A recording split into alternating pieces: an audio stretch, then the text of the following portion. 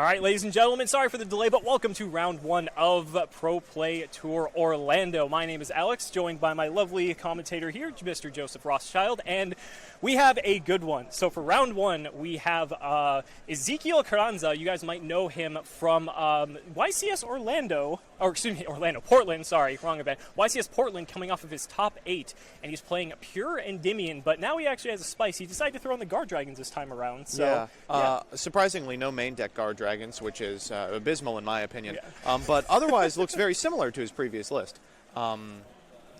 A lot of really, really powerful cards, and a lot of cards that don't show up often in Pendulum strategies. Yeah, and it's interesting they decided to pivot to Guard Dragon, just having that in the Endymion. I mean, Endymion was already strong enough. Obviously, he top-8'd YCS Portland with it, but now that he's adding the Guard Dragons, we might just see a whole nother level of complexity that he's added to it to make his deck even better. But his opponent, Brandon Haber, is actually going to be playing Altergeist. So, we didn't show you guys some love back in Philadelphia with Altergeist, but we'll get to show you some in round one here. So we're going to go ahead and transition right on over to that, get these players underway, and welcome, in fact, to round number one.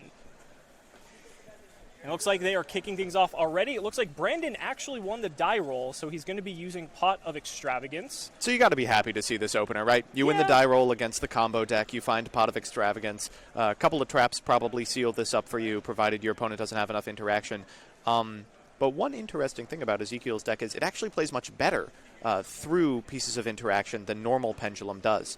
It has many plays that are not super combo-oriented, but still good enough to win you the game. Yeah, it's a very interesting... The fact that you have all the traps backing this deck up, I think, really could... Especially winning the die roll, I think that's huge here. Because Altergeist, while it does still support a significant number of hand traps to deter the combo decks, it does play, interesting cards like Floodgates that can actually just kind of simplify the game state and really hinder these combo decks from going off.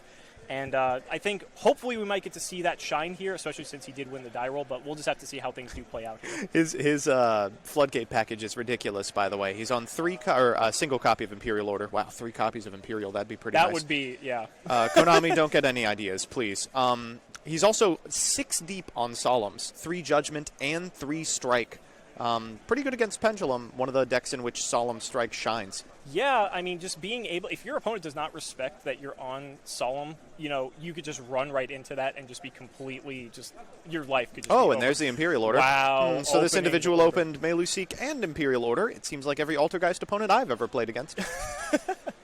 So we see the Servant is going to pretty much be absolutely worthless at this point. I mean, I guess it's a pendulum scale, if anything. But there's the Dark Worm. So I don't believe...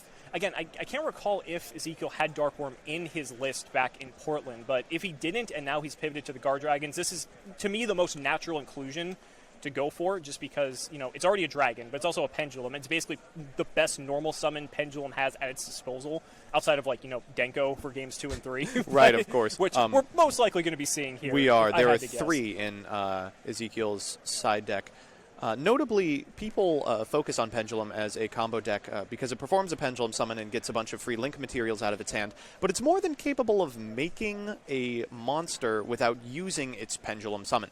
So it's entirely possible that we see enough free special summons to make something like a Nightmare Phoenix, and suddenly we're in the game. Now, the thing is, though, if Ezekiel decides to try to overcommit here to try to go into a Pendulum summon, maybe close out the game quickly before Imperial matters, because, look, here's a Pendulum summon. Does Brandon have the strike here? Wow. Jackal is about as good as you can hope for, I think. And it looks like that Pendulum summon is going to go through here. Oh, or is Brandon still thinking about it? No, I think it resolved. Yeah. Okay, so Pendulum summon's good. It's tricky because this isn't a particularly powerful Pendulum summon, but it might still be good enough. Hard to make the call if you have something like a Solemn Judgment set and an Imperial Order that's looking incredibly vulnerable. This, I think, is the very last opportunity that we might see something like a strike. Okay, so there's the Ogre for the Electromite. That's going to be huge. So even the thing is, if knowing he had the Ogre, you wouldn't need to strike the Pendulum summon if you had it, because it doesn't matter. So now we see he sends Master Endymion with the Electromite effect. Mm-hmm. So that is still going to resolve. We're going to see Dark Worm attack over the Link Kariba. Link Kariba is going to tribute itself off, make the attack of the Dark Worm 0. Obviously, the hand matters, but looking very good for Brandon. Now, Brandon is going to take 700 here from the Order. That will be the first damage that either player will take here. Imperial Order, a lot of people forget, isn't permanent. but, games usually don't last long enough that it becomes an issue. So now we see an activation of Protocol, and that's going to prompt a multi-faker to come down here. I'm not sure if he just drew that for turn. I believe it was the add-off of the Meluseek. No, I believe he added the Marionetter. Wait, this individual drew Meluseek and Multi-Faker and Imperial Order? Possibly. Quite Unless a I rip. missed it. I swore I saw him add multi-faker, though. So here's Interesting. Silquidius. Yeah, here's Silquidius. This is, if that is a Marionette, this is going to be a very strong turn. Looks pretty textbook. Yeah. Let's get a nice cut there. For those of you guys who don't know, we do have 140, I think it was like 143 players. Yeah, so we're going to be doing 8 rounds of Swiss today, cut to top 16, and then bring you guys to top 16 tomorrow. So we see Brandon using the effect of Silquidius, bouncing the Dark Worm and the Multi-Faker back to the hand. Silquidius is going to get in. I believe Silquidius' attack is... It is an 800 attack monster. Yeah. Just barely outpacing the Imperial Order. Now, play's going to go back to Ezekiel here, so we are going to take another 700 from Brandon's side. Remember, Imperial Order now does 700 damage per standby phase. See, it's fair. Now, the thing is, that can actually matter with Altergeist significantly because Altergeist is not good at closing games out quickly. Right. So if Ezekiel does have a way to slow the pace of this game down enough, Brandon could just be at the demise of his own Imperial Order. But, with the way things are going so far, it's not looking too sharp. I don't know. It would be less of a concern if he had like a set trap and could go into a multi-faker and then a copy of Conquieri. But as of now, Pendulum Summon 3 might just actually be an OTK. Now, the Master could actually be significant enough here, too, because can Altergeist out a Master with a spell counter on it? That's a good question. If there's a way to, because Silquidius targets. Right. I believe Meluseek also targets. Even though it sends. It does send, but it also targets, yes. So that's not an out. Conquieri targets. Yeah, so that might be the line of play here. But it looks like he's going to link it off. A quick discussion of Protocol real quickly. Is this Protocol? That is Protocol. All right. Been too long since I've seen these purple boys. Yeah, so I think they're just discussing that. For those of you asking in chat, can you choose not to pay Imperial Order and it destroys itself? It does destroy itself if you cannot pay, but it's not an optional payment. So here's the Conquieri now. Okay, so we're going to see that come down when the Dark Worm declares an attack on the Silquidius. This is frustrating for Brandon. You hate to draw the Conquieri, but at least here it's mounting a considerable defense against a board that he's going to have some trouble outing. So now Conquieri, does it negate the effect of the monster it's targeting as well? Yes. Okay, so this is significant because Master does not currently have a counter on it, so he is able to do something with it. So he actually went and attacked over it, and I believe the Chronograph attacked into the Silquidius, so I think that is... the Silquidius was used to bounce the Master, and then was attacked by the Chronograph. Yes, so that's going to be, I believe, 1,200 damage there. And then 18 from this Dark Worm. Or was the Dark Worm's attack negated? Dark Worm's attack was negated from the Conquieri. You are correct. But really, despite opening, the I win card, things aren't looking great for Brandon. Yeah, so now we're going to see Phoenix. There it is. Phoenix is going to be able to take out the Order here. Terraforming. The terraforming is for a copy of Oracle of Zephyr. Or no. Secret Village of the Spellcasters in the main deck. Oh, He's really? got 2 copies. Oh, okay. Is he playing the Endymion field spell? No. He's not. Okay. He was playing that at Portland. So that's one of the changes he's made. He's opting to main deck Secret Village. That's interesting. It is interesting. It's something you actually, ironically, saw a lot in Altergeist. Yeah.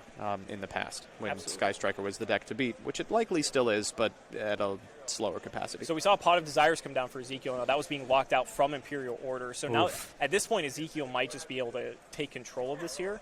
We've performed a Pendulum Summon, but it might not matter. Yeah. With Imperial Order gone, obviously Protocol is not the biggest worry at this point.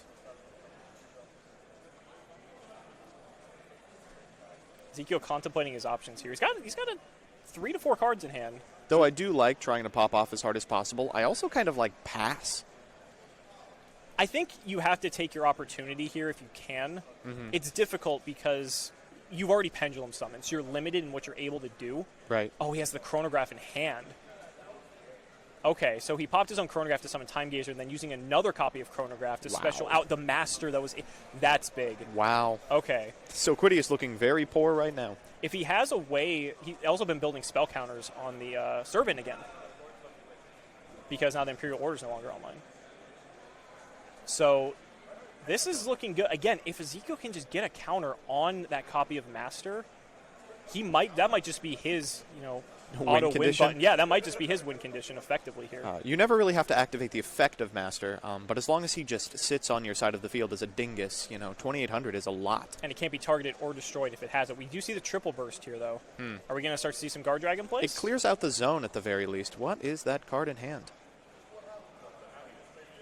He hasn't. It looks like we've passed. Oh, he's passed. Okay, so clearing out the zone, maybe just doesn't want to have his opponent use Phoenix to their advantage to pop one of his scales, potentially. A quick check at the graveyard. Yeah, there's good stuff in it. Well, we know Brandon does have the Multifakers back in his hand, correct? Because he bounced it back with Soquidius on his previous turn. He's got a Multifaker and a Conchieri. But no trap, currently. Yeah. He set one. That set card's better be good. Yeah. So there's the Marionetter. Okay. That's pretty good here. Marionetter can go ahead and fetch any of those Altergeist traps. And this means the look at the graveyard was likely a check to see if Manifestation was worth getting, and I think the answer is yes. Almost always. Especially because he already has Protocol online. So, I mean, that seems like the natural option here. But the second Protocol.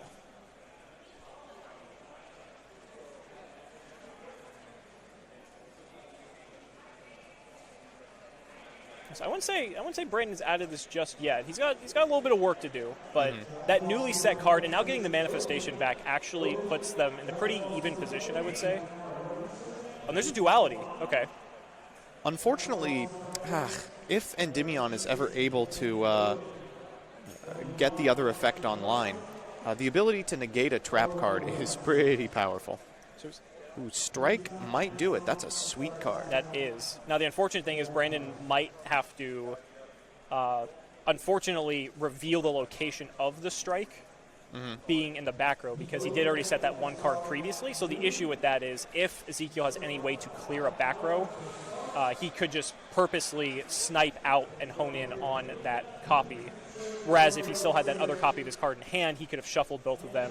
Ezekiel wouldn't have known where the Strike is, and it makes it a little bit more complicated. Even though he's aware of it, obviously that's something he has to be mindful of regardless. But a little bit of a telegraph, you're right. Absolutely. Sequencing, I mean, it's hard to keep track of. I think we're going to see play pass back here. Yes, so Ezekiel's turn. We actually have a game. Wow, shocking. Pendulum versus 5 Floodgate deck, and we are on what, turn 6? Brandon taking a quick read of the Triple Burst Dragon there. We might actually get to see Triple Burst's other effect. So Triple Burst can negate effects that activate during the damage step, correct? Yes, but I'm not even talking about. I'm talking about the one where I think it can resurrect the survival effect. I think it can resurrect like a Link 2 potentially. If that gets back Electromite. But we're actually going to see a tribute summon for Aether, the Empowered Dragon, and that's going to trigger its effect to banish Brandon's Marionetter here. Silly, but it is a dragon. Brandon's contemplating here. Ooh, there's no restriction. Oh, wow. For the Triple Burst? There isn't, yeah. Secondary effect? It's a you can to special summon the dragon from your hand. So okay. He can tribute the card and special summon back the Heavy Metal Foe's Electromite and get something going. Now, unfortunately, it wouldn't be in the extra monster zone. Yeah, but who needs arrows? It's Electromite, so there's a reason that card's at 1. I hear it's okay.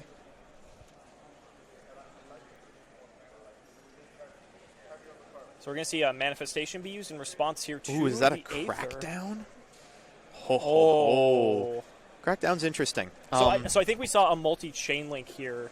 I think we saw, like, Aether, and then we saw, like, Crackdown, and then we saw the Master being used in response to Crackdown to negate it, and then Manifestation was being used to negate the Master.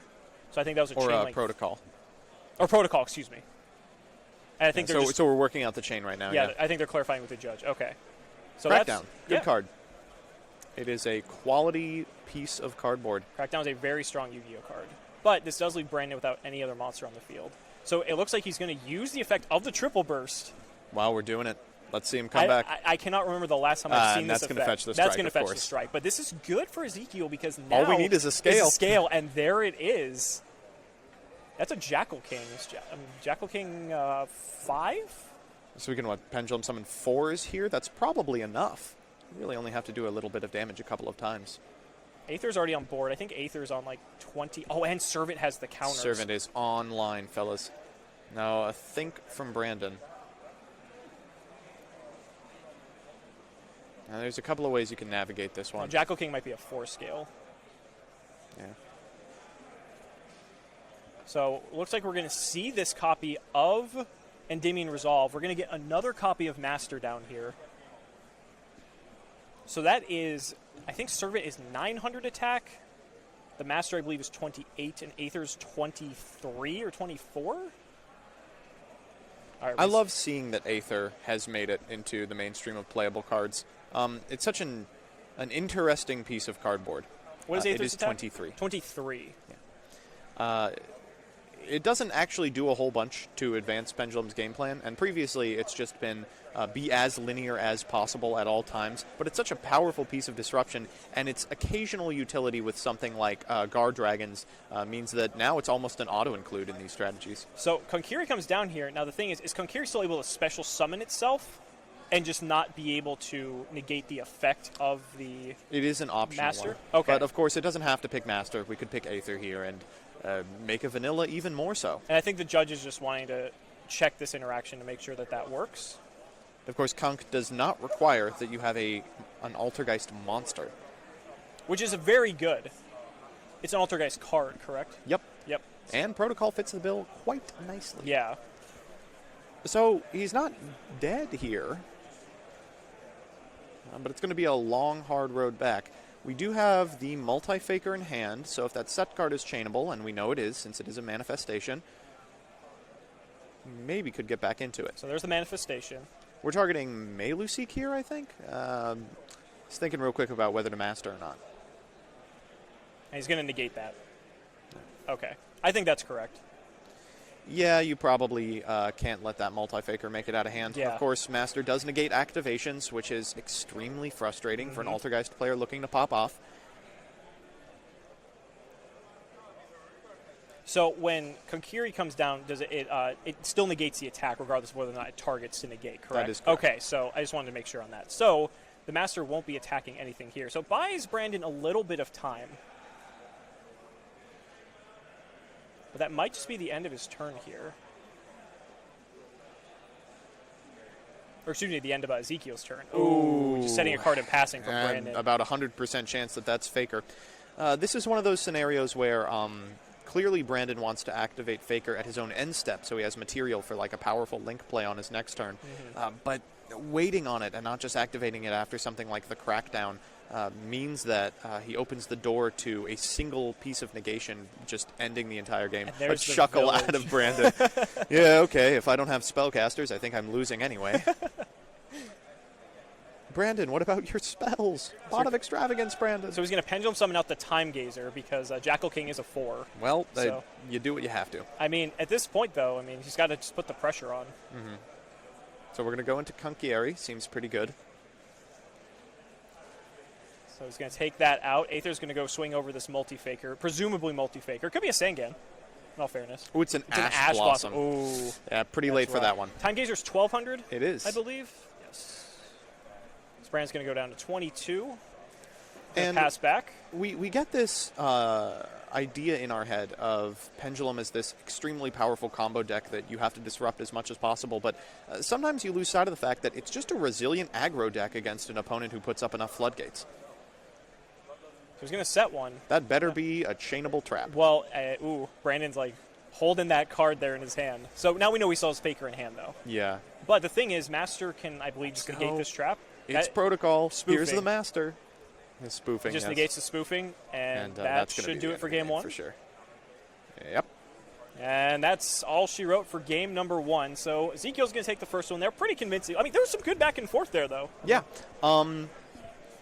Altergeist is different than a lot of other control decks like Sky Striker and Guru in that while all of them lack pressure in some capacity, Altergeist often against decks like Pendulum never really feels like it's turned the corner. Sometimes, of course, it does okay, but other times it doesn't.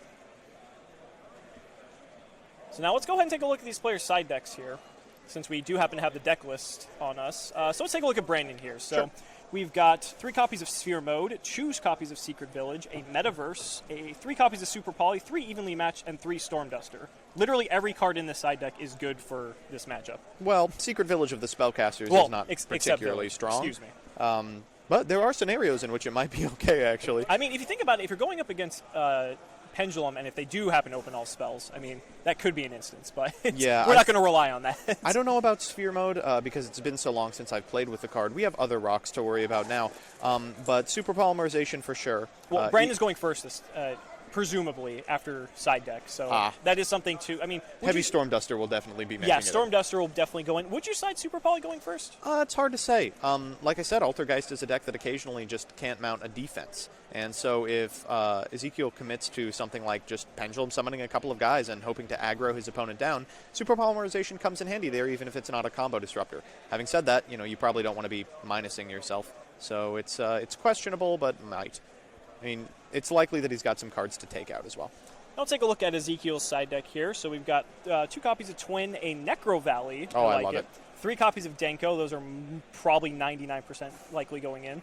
3 copies of Nibiru, which will not be going. This is one of the few decks Nibiru does pretty much nothing against. What would you have to do? It'd have to be like... It would have to be one of the crazy turns where you're going into multiple copies of Hextia. Yeah. Which, that's you're already... They happen so infrequently. Right. And, I mean, at that point, you've lost the game anyway. Yeah. Granted, Nibiru could get you out of it, but, I mean, I would not put myself in that position. 3 Impermanents, 2 Red Reboot, and a Solemn Judgment. So you kind of have to respect the hustle on this sideboard. The single Solemn Judgment tells an entire story on its own.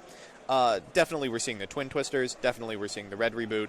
We're probably seeing the Denko Sekko, of course, and that might be it. That's 7 cards sided in. I feel like, typically you don't want to side over 6 if you can afford it, especially because you're playing Pendulum, you're playing a combo deck. The slight difference here is that we've got 3 cards that can just immediately come out, the Secret Village of the Spellcasters and the Terraforming. So that's 4. Add to that something like an Upstart Goblin, and maybe there's a convincing argument to boarding out a huge swath of your deck like that. That's fair. Well, we're going to see, though. Game number 2. Brandon not looking the most confident with his hand here. Yeah. He let YuGiOh go first. Wow. Interesting. That is interesting. Okay, so this changes everything. This means the Sphere modes could come in. This could mean the Super Polys most definitely came in. And the evenly matched probably as well. Call me an idiot. And please, chat, call me an idiot. But I do actually kind of like this. Like, if you're Brandon, you're recognizing that if your opponent gets to go second, they're going to likely OTK you down with their reserve of chewy monsters, whatever you do. And your deck, or side deck, is loaded with these cards like Super Polymerization that just annihilate games. Having said that, it looks like YuGiOh's not rising to the bait. Wow, YuGiOh just passed with a single Dark Worm search. He must have just... This is so high level. This is... Wow, I am actually... I am shocked. I mean, there's 0% chance he's getting OTK'd this turn. The only possible way in which he sort of loses this game immediately is if Brandon finds something like an evenly matched, or a Sphere mode, or a Super Polymerization. He's kind of daring him to say, all right, do your worst. I'm going to play like I was going second anyway. But Brandon has 7 cards in hand now. He could establish himself so well just based off the fact. Yeah, so we're going to see Meluseek go directly linked off into Link Kuriboh, presumably here. That will net us the Multi-Faker. Oh, he banished his Link Kuribohs with the Extravagance. How many Link Kuribohs does he play? He plays 2. Oh, he banished no. both of them. Oh, wait. Oh, no. Did he banish the Almirage? He plays Almirage too?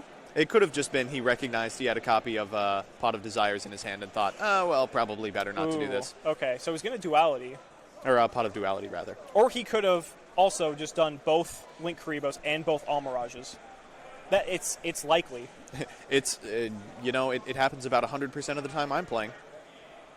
Quick look at Extravagance. You can play it with Duality. Incredibly powerful card. Wow. But look at the grip. I mean, he's got a lot of them, but they're things like evenly matched, That set evenly matched with 3 other cards looks pretty pitiful. So we're going to see Brandon go ahead, swing with the Meluseek here. He's going to attack directly, so YuGiOh will take 500. He's going to use its effect to send that Dark Worm off to the graveyard. Yeah, no real reason not to. Such a great removal tool. Yeah, it's so strong. It does target, which is like a slight downside, but the fact it doesn't destroy, I think, is just incredible.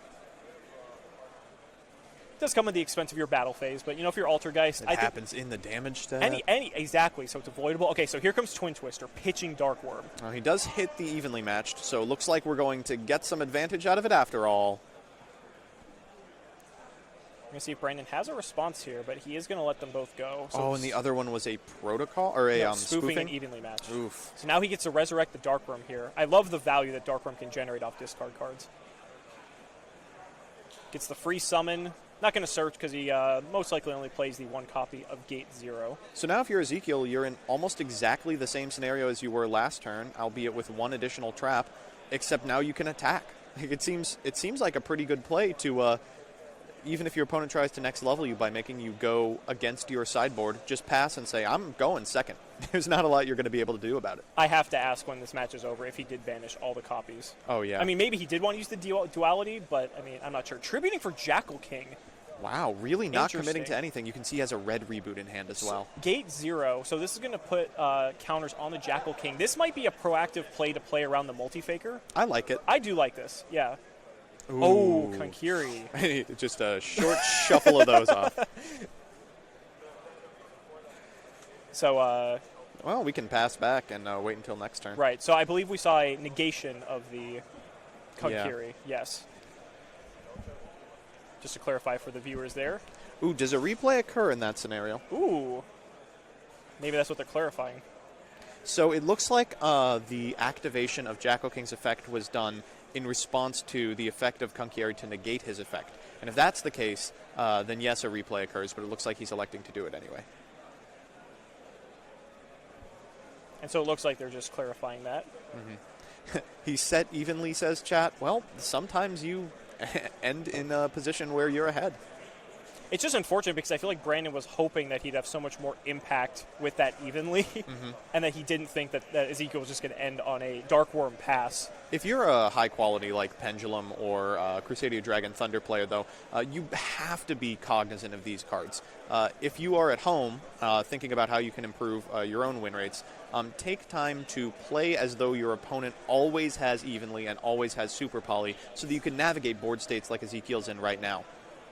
So Brandon's going to go ahead and use the effect of Meluseek to search the multi-faker. Since Jackal King did run it over, so he's going to take 1,900 damage from that. We're going to see a set from Ezekiel here, so I believe that's the set red reboot. That's good, because now he won't have to pay the half of his life points to be able to activate it. People do forget, if you set it, you don't have to pay it. It's only to use it from your hand. Yes. So there's Marionetter. Marionetter plus multi-faker. I mean, that seems pretty good. It's all right. Jackal King also does not have counters on it currently, so all these are going to go through. So there's a protocol. We can tribute the Marionetter to get back the Meluseek and eat the Jackal King, but that's not even great. It just forces Ezekiel to have a scale and commit it to board.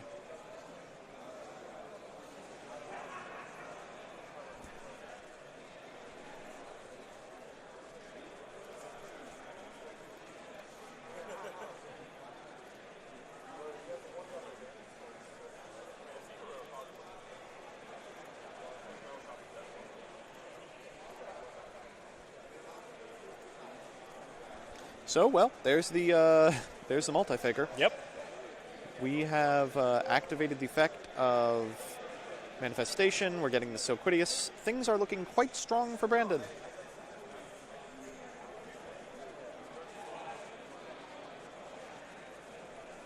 All right, we're going to Combat Step. I'm going to destroy this copy of Jackal King and get in for a Sweet 16.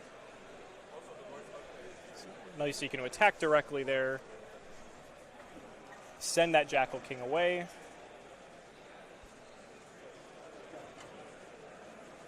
think they're just making sure all the cards are still where they need to be. Yeah. 1,600 from the Marionetter.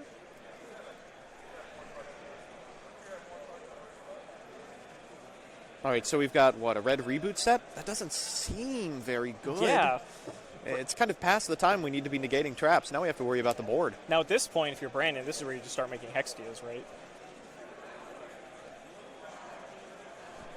I mean, you could, for sure. You could, yeah. I mean, what do you lose to here? Exactly a scale set? Yeah, I think you make a Hexdia. We probably just overlay a couple of, or overlay, send maybe the multi-faker and the well, you could even do Meluseek, Marionetter, and then Silquidius bounce multi-faker back to your hand. That is extremely optimistic, but I like. It in fact loses to red reboot. Oh, that's fair. Okay. So there's the Hexdia. Yeah. Quick read of Hexdia. Yeah, it's as bad as you think. This is the point where, when you're playing against Altergeist, when they start making Hextias, things are going to look very grim. For those of you asking why not send back row, why? You almost assuredly know that it's a red reboot. Anything else would have been chained to the activation of Manifestation. There is a scale. Okay. It's a Magister. I mean, it's not pretty, but it is a scale. I don't know. I don't think you really force the Hextia on this, really. Gets you back, what, just Jackal King? I believe so. And Aether an in Aether hand. from hand. Okay. That's now, a sweet one. Hextia only stops spell and traps, correct? Spell and traps or spell and trap effects. Effects, correct. That's a very big difference. Thanks, TCG localization team. But it doesn't stop monster effects, is the point. Yes. Okay. So it looks like we are going to see... A Hextia activation, he's going to look at it real quick. What are you negating exactly? Oh, maybe it does do monster effects, and we're both just complete fools. It must, because if he's tripping it off, yeah, okay. Well, Aether is a spell card in Spirit. In Spirit. Plays back to Brandon, though. He's going to get that Marionetter, or excuse me, he's going to search the Marionetter with the Meluseek that's now gone. No, it's when a spell, trap card, or effect is activated. Ooh, I don't know about this one. How did that happen? It could be a miscommunication about what effect means in this context. You see that sometimes?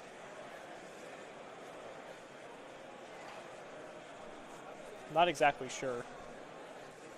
Looks like the judge is actually talking to them right now.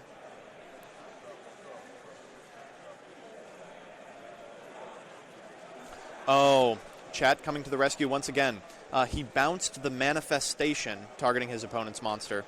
And that, of course, oh, there we go. Forces the issue. That makes sense.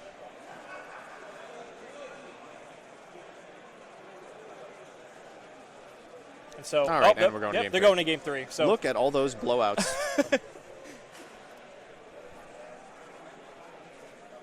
So Brandon's going to take that one. And now we can go ahead and check out the sideboards once again. So, okay, so no, here's the interesting thing. Yeah, now's the big question. Here are the mind games. So if you're Ezekiel, what do you do? I sideboard for going third, I think. No, I prefer fourth, personally. The good thing about Ezekiel's extra is there's a bunch of cards that are good if you are going first or if you are going second. Right, Denko Sekka is equally powerful on the play and on the draw because at some point you're going to be attacking and want to shut up your opponent's entire back row. The Twin Twisters are going to be good no matter what side of the table he's on, and Red Reboot is going to be similarly strong. So as cute as the decision to make Ezekiel go first is, I don't know how many rewards it really nets Brandon when so many of his cards are multi-purpose against spell and trap decks, not necessarily spell and trap decks on the play and on the draw. Well, and it's interesting, too, because if you're Ezekiel, you can think from the perspective, okay, I'm going to get blown out by stuff like Nibiru, like Winged Dragon, Raw Sphere Mode, different things like that. Exactly. I'm going to make you go first and then just Denko and just OTK you. Right. Especially against a deck that plays 30 trap cards like Altergeist does. I saw someone in the chat asking about what's a spell, trap, or the effect mean. So when it comes to Hextia, it can stop either the activation of that spell or trap, or if it's already face up on the field and using its effect, it can stop that as well. Ooh, and he's elected to go first. Okay. I mean, that's Makes not sense. really a bad thing, but I do see a Ghost Ogre in Brandon's hand. That could be pretty devastating. That's something. It'll likely be hitting exactly Electromite. So Servant comes down, Pot of Desires followed up, so Ezekiel's just going to turbo out as much as he can here. Time is a little bit of a factor here. Yeah. And you can see Ezekiel kind of going particularly fast. Takes a moment to look at his deck, and then is immediately back to speed mode. He had activating the effect of Dragon Shrine. That's pretty good. That means he's going to be able to get that Dark Worm into the graveyard. He didn't have the best look on his face. When he looked at just that like desire. a worried, and that's why. Not a 0 searched off of that. Now, it's interesting here. Do you Ogre Servant? I mean, I would Ogre Servant, but I am the weakest man who ever lived. I think you probably do. We talked about the problem that Altergeist has. Ezekiel kind of urging a play from his opponent. Yeah, we're low on time. So there's the Ogre. We are going to Ogre. But he has the Time Gazer, so protects. Ooh, that's clever. That's a lot of people forget that. Just a quick heads up, like, ooh, quick, make your decision. His opponent falls for it, and as a result, this servant of Endymion is making it on the board. That is... Pendulum Magician's so strong and full of so many just unintuitive interactions. This is a very common misplay that a lot of people can make against Pendulum, is that they forget that Time Gazer actually has an effect. He's not just a Garnet. He's often a vanilla. It's often just fodder for Electromite. Often worse than a vanilla. Yeah, but this is extremely good because now the Set Aether. Yeah, now Ezekiel just gets to go off. Now, the issue is, though, he will not be able to do damage. So the thing is, if Brandon has a way to, like, let's say, clear the threats that Ezekiel has, maybe with something like Super Poly, and can just get in with one Meluseek direct attack, that could be enough. And this is why you see him going so fast. He's like, not only do I have to execute my combo as fast as possible, going all the way to the Guard Dragons, I have to do it in a way that you're not going to be able to normal summon a Meluseek and just win the game. So we're going to see the full combo here now. Ezekiel just going to turbo off into this. Oh, man. And you really get an idea for what practiced players of this deck can accomplish. Just look how quick he's executing these combos, activating Agrippin, activating the effect of Elpie, Link summoning, what do you do here? Heretic Spheres. It's pretty good. Yep. And he's going to pass. Okay, so that is 4 disruptions. Provided that set card is a red reboot, things look pretty good. Start with Duality. Do you just negate it? I think you don't. I don't either. Ooh. No, and maybe you should. That's one of the reasons why I was thinking. See, but it's not fantastic here, right? We're locked into no special summoning, so we have to, pass? Ooh, that's and that true. gives Ezekiel the first crack? Yeah, the fact that Pod Duality does lock you out of the special summon, but it could matter. Okay, so he has 2 darks, because both Master and Jackal King are darks. So that's how he can at least make the Starving Venom. But that doesn't clear the spheres, and it doesn't clear the vortex. So he would still have to find ways to deal with that as well. And not die. Because then he has to not take full lethal damage, and then on the crackback, that's a tall ask, yeah. Oh, no, you're under duality! Ezekiel pointing it out. I think he was just so excited to see the Super Poly as, one ray of hope. Ooh. Oh, yikes. For those of you in chat asking why we've listed it as pure Endymion if you're seeing regular pendulums, aside from the engines that you have to include, things like Darkworm and things like Chronograph to make pre-penned Electromites, it really is pure Endymion. There's a ton of very interesting cards in here, and there's very few cards like Pendulum Call. Ooh, twin. Now, here's one. That's a good 2. But Brandon did not keep a card in hand to discard for Super How is he going to activate Super Polymerization? Right. I think he might just be a bit frazzled at that point. Yeah, you easily get frazzled in situations like this. Yeah. I mean, look how fast these 2 are playing. I think he just got tunnel vision, especially with the clock. I think it's just... quick think. I think he lost the Super Poly. Well, it doesn't really matter if he's got no cards in hand regardless. Okay, let's see a Wabaku. Does that even do anything? He would just negate it with... Wow, you can even go into Cowboy here. Just going in with the... Are we actually doing that? There's no Cowboy in this extra. I don't think there's a Cowboy, no. He's just going to Tornado Dragon just to mitigate as many threats as possible. Pretty good as well. We have, 2.5 negates here? So he's going to just go ahead, pop the middle card. It's probably not something that's going to... Yeah, it's a Crackdown. Yeah. Crackdown, very good card, but not in this situation. Not in this situation. And as soon as he gets that Kraken, just a huge sigh of relief out of Ezekiel. Okay, and now we can play at a reasonable pace. Evenly matched at end of battle phase, but we do have the ability to negate it. Yep. And so that's 24, 28, 21? Ooh, my goodness, that's a ton. 52...